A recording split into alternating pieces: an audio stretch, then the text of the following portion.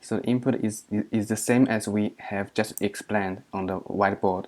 So we have total 6 nodes. The entry will be the node 2, and then we start from here. So Dexter algorithm. So firstly, we initiate the distance map. So this is the map we have explained on the whiteboard, and then we go to this these functions, and then we initiate the graph. So for the graph, so we travel all the times. So the time is here. This is the time. So we travel the all the sub arrays edge for the time, and then we put the edge to check if it is already inside the graph. If not, we initiate a key and empty array list. And then if we already have a node, and then we get the information, and then add the new information to the node. So what's this? So this is actually so this, for example, so the h1 and h2 is actually these two information. Okay. And then firstly we have to initiate the distance map, and then let the distance map have all the distance map value have the maximum value. So we have like 6 nodes here, and the 6 nodes all have the maximum value. And then we put the k node put the k node's value as 0. It means that if we start from k node and the distance for k node is 0, that's easy to understand. And then we also have a Boolean array for visited.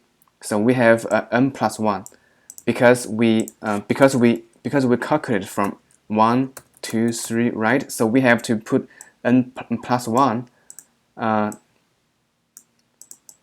because the array is actually start from 0, right? But we don't need 0. So yeah.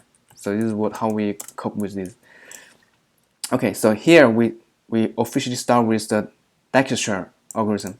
So firstly, we have we initiate the k nodes as -1. We initiate the candidate distance as maximum value. So what are we doing here at this array, at this loop? Actually, at this loop is actually we're going to find the least distance on the we're going to find the least distance on this array, right? As just like we explained before, every time we go to this code, we're going to find the least distance, and which didn't visit before. Once we find once we find the node, and we check if the node is valid or not. If it's more than 0, then it's break.